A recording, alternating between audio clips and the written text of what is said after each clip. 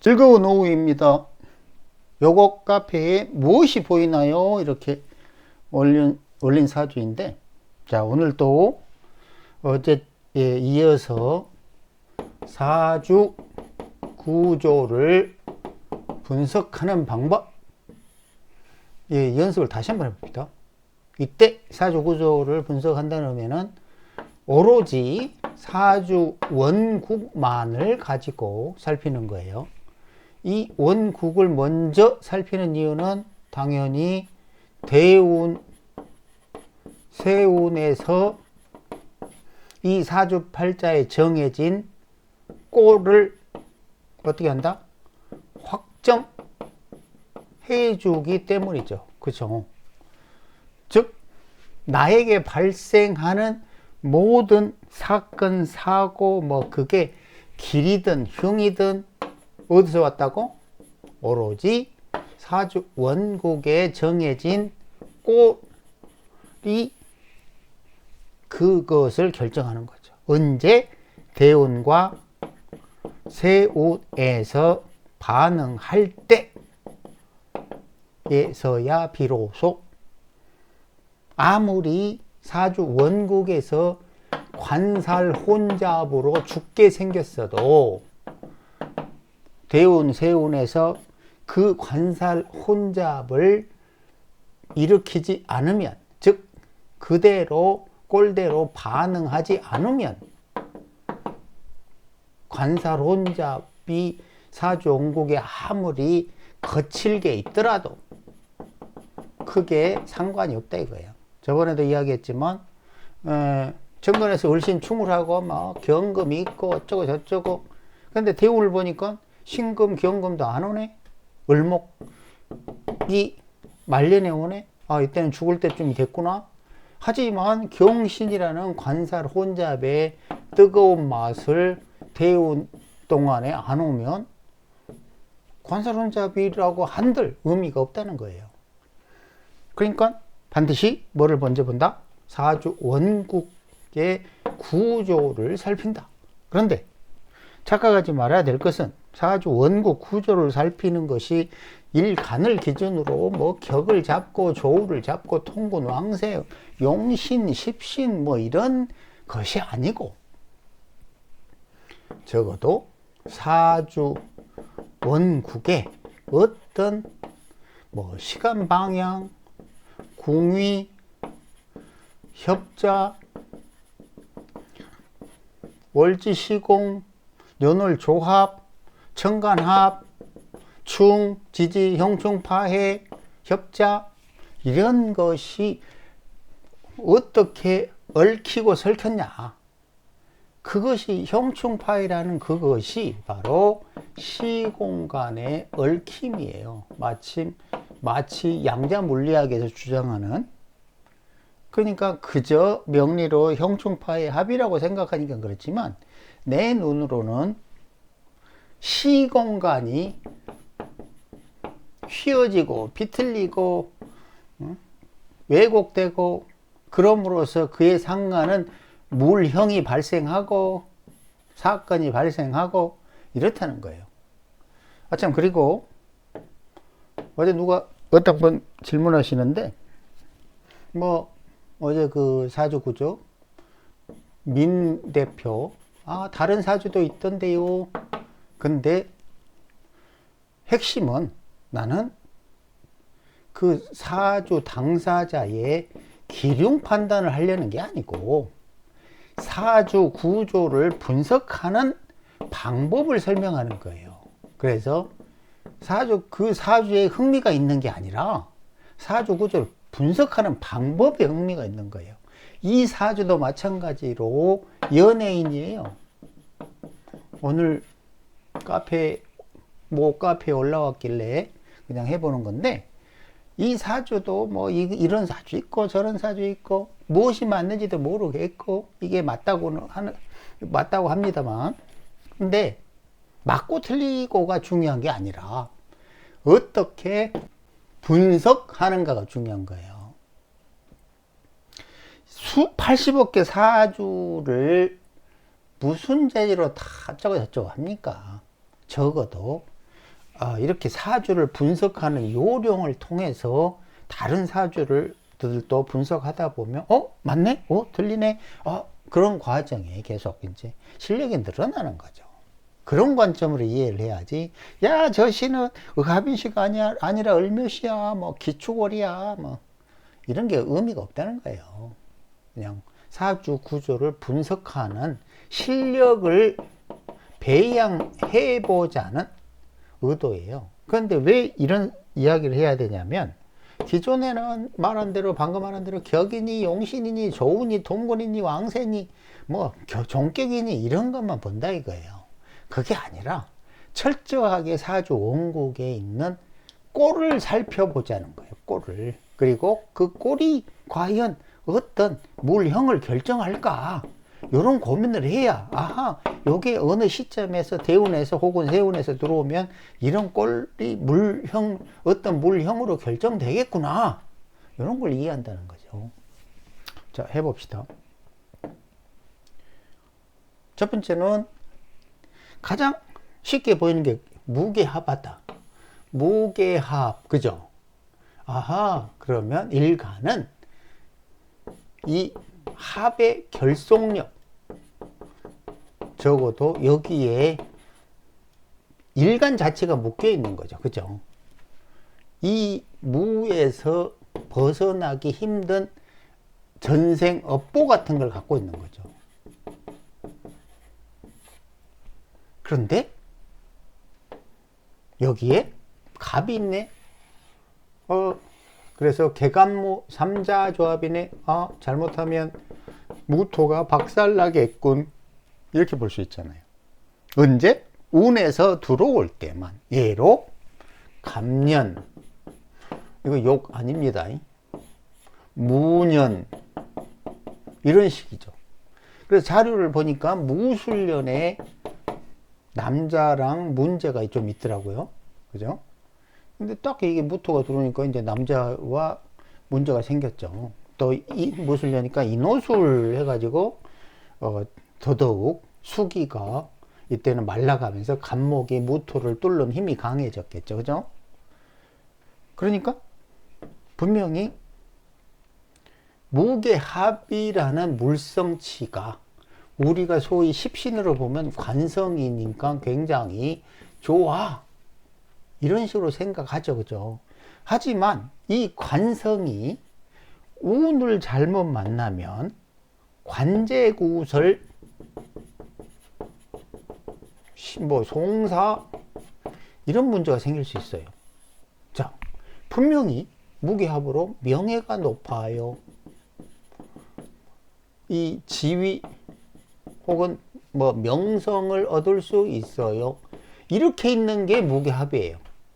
그런데 여기에 갑이 있음으로써 이 갑과 무의 관계가 껄끄러워지면서 명예, 명성, 지위, 이런 것들이 반대로 명성에 먹칠하다, 지위가 추락하다, 뭐 이런 식의 물상, 그리고 관제 구설이 동할 수 있다, 이렇게 사주 원국의 계간무로 정해져 있다는 거예요. 정해져 있다? 이거는 피할 수 없다, 이런 개념이죠. 언제? 그 대운과 혹은 그 세운에서 반응할 때 이렇다는 거예요. 그땐 이제 언제 할 건지 대운, 세운 보면 되겠죠. 그죠? 두 번째는 경오. 이렇게 경오가 있잖아요. 그리고 경오가 짜잔, 짠, 이렇게 갑니다. 물론 이렇게도 빠질 수도 있죠. 그죠? 그런데 천간이니까 이쪽으로 갈 가능성이 더 많죠. 자, 그런데 궁위로는 국가 자리에 있어요. 자, 이게 무슨 말이냐? 오화의 지장간에 병화와 정화가 있죠. 그죠? 이것이 경금 열매를 확장하고 확정한 다음에 경금이 5월에 빛과 열을 품어서 뜨거워지면 당연히 병수기를 향해서 갑니다. 그리고 당연히 그 토실토실한 열매가 무토에 드러나죠. 근데 자월입니다. 그렇죠? 요 이제 단점이 있죠. 그죠? 그리고 그래도 적어도 무경으로 모양이 그 열매가 모토 위에 떨어져 있으니까 좋잖아요. 그리고 무게합을 했어요. 고로 열매가 떨어진 그 무대, 그것을 개수가 취할 수 있다. 개수가 취하려고 한다. 하지만 갑이 등장하거나 무가 등장할 때는 시끄러워질 수 있다. 이런 의미를 갖고 있는 거죠. 자, 그렇다면 보통은 십신으로 경금을 살피면 인성이야 결재권이야 문서야 뭐 이런 걸 생각하겠지만, 이것이 이 사람의 돈이자 명예이자 지위이자, 근데 국가 자리, 해외 이런 거예요. 오화를 활용해서 짜잔 이렇게 오는 거예요. 그 중간에 뭐가 있다? 무토가 있다. 어떤 무토다? 무게 합하고 있다. 그 위에 경금 열매를, 즉 돈, 명예, 자기의 어떤 그 존재 가치를 드러낼 터전이다. 그렇죠? 하지만 언제라도 갑이 무토를 상하게 할 수 있다. 굉장히 어떤 면에서는 극단적인 구조죠. 아주 잘 나갈 때는 아주 잘 나가다가 몸 잘못되면 쫙 추락할 수가 있는 구조라는 거죠. 왜?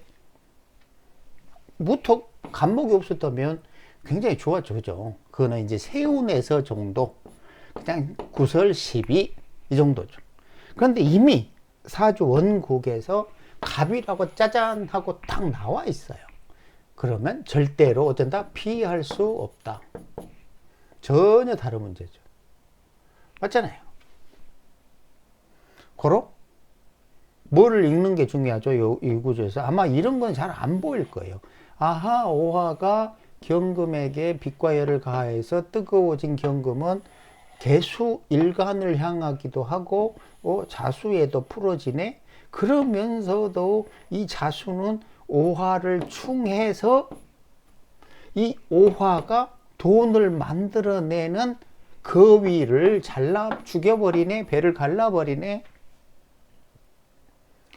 그러니 이놈의 이 궁위에 있는 엄마는 20년 뭐 아주 어릴 때 도망가고 나중에는 죽으니까 유산을 받으려고 와서 뻔뻔하게 그런 짓을 한대잖아요.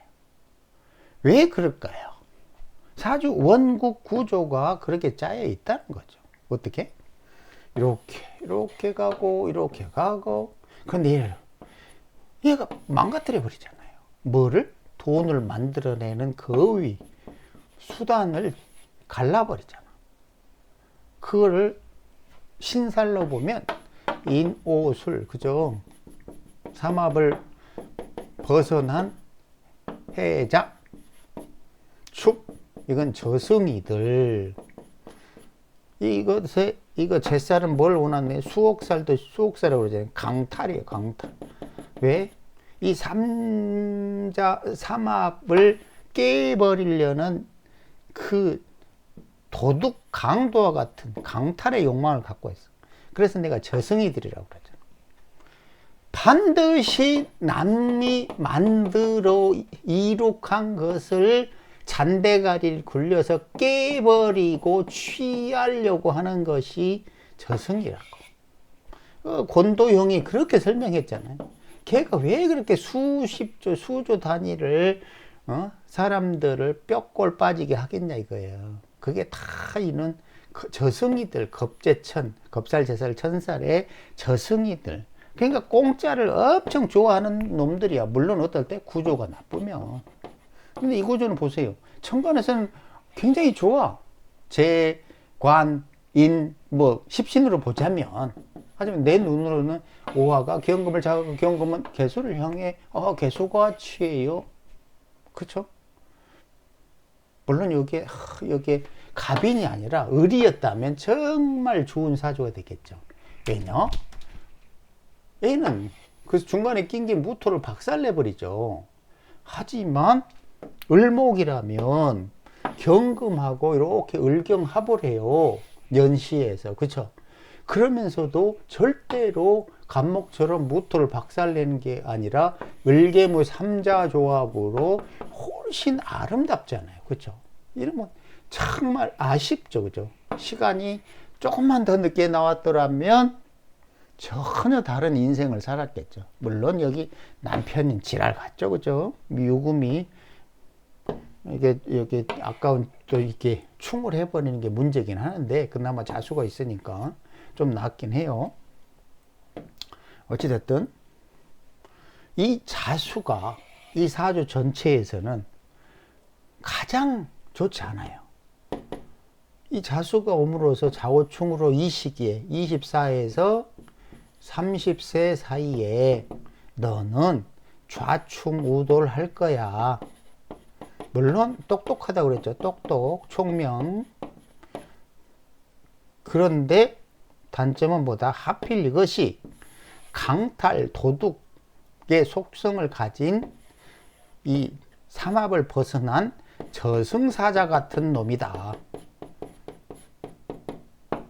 그 궁이가 뭐다? 엄마궁이다. 그리고 얘는 경금, 내 토실토실한 열매를 가져간다. 내 토실토실한 유금을 빼앗는다. 뭘로? 유자파로. 그쵸? 이것이 분명하게 그렇게 구조가 돼 있잖아요. 유금 뱃속, 내 뱃속, 개수의 뱃속에 있는 유금을 자수가 이렇게 정해진 시간 방향에 따라 반드시 나는 유금을 빼앗아 갈 거야. 골 때리죠. 그죠? 오히려 월지에 있는 자수, 이 모친이 일지에 줘야 되는데 이 구조는 일지에서 지가 품은 유금 시종자를 월지에 있는 자수가 가져가 버려요. 그쵸? 문제는 그거죠. 그런데 나름대로 거기는 괜찮아. 왜냐면 이렇게 가니까 그래 이렇게 해가지고 무게합을 해. 그로 다시 무게합을 해가지고 다시 자기한테 와. 그러면 나름 괜찮아요. 문제는 좌우충을 해버리잖아요. 그러면 이런 과정이 계속 일어나겠죠. 예를 들어서 유금이 자수를 향하는 시간 방향이 될 때면 이 소유했던 유금이 자수를 향해 나가고 이게 투자 혹은 빼앗김이죠. 그죠? 빼앗김. 또 나갔지만 만약에 좌우충이 안 일어나면 이 자수는 무게로 합을 한 다음에 다시 무게합을 해요. 그리고 다시 들어와. 선투자죠. 그러니까 투자가 다시 회수되는 그런 과정이에요. 이건 괜찮죠. 근데 운에서 좌우충을 하거나 갑인으로 무토를 이렇게 유자 무게합을 하고 있는데 갑이 와서 무토를 박살내거나 또 인유로 어떤 관계가 원한이 생기거나 그렇죠? 이럴 때 문제가 되겠죠. 근데 이러나 저러나 얘는 이 자수는 아주 불편한 존재인 건 맞죠. 왜냐? 개수의 시절도 이렇잖아요. 그죠? 개수는 묘진 4월에 활동해야 되는데 하필 자월에 태어났으니 개수는 이 육친 관계를 좋아할 리가 없잖아요. 서로 안 맞죠. 만약에 4월이나 이럴 때 태어났으면 5월이나 태어났으면 전혀 틀리죠.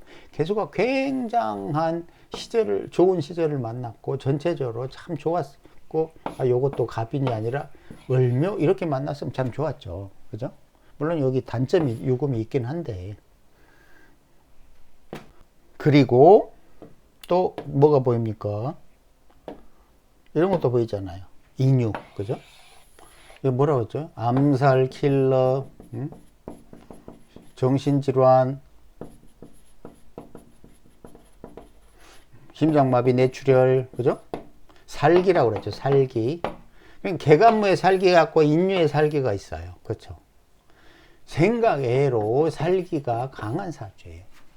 겉으로는 이렇게 해가지고 괜찮은데 개간무, 인유, 좌우충 그러니까 지지 쪽에서는 불편해요. 유자파 아주 불편합니다. 그래서 이 사주가 을류되어 온 기해년을 만납니다.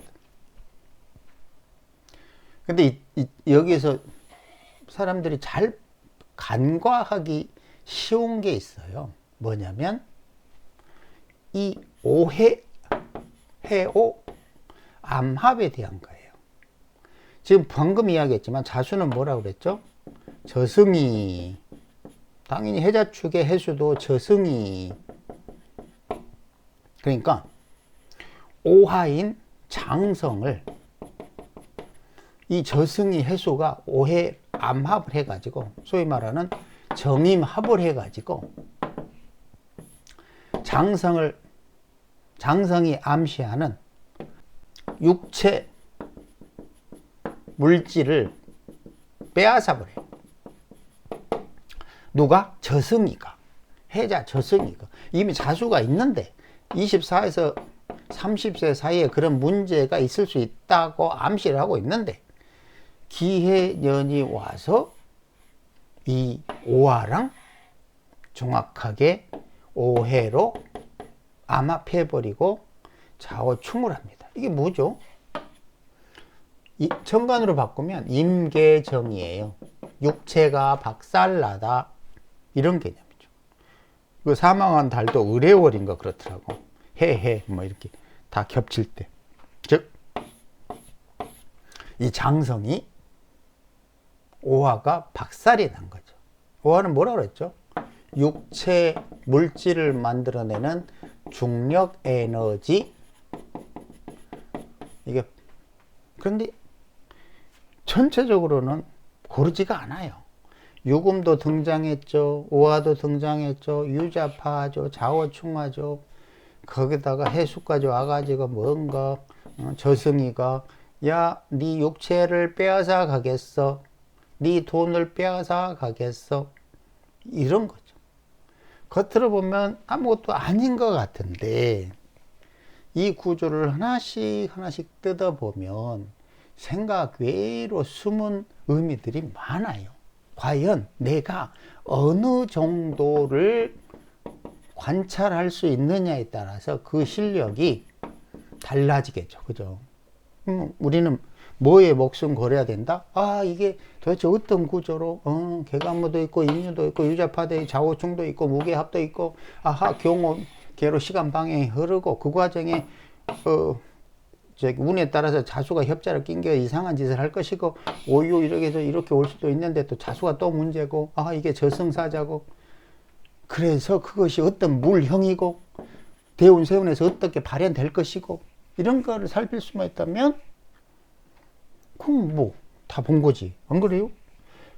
이상한 격이니 뭐니, 통변이 아무 쓸모없는 거 그런 거 하지 말고, 이 구조가 어떻게 생겨 있는가를 관찰해 보라 이거예요.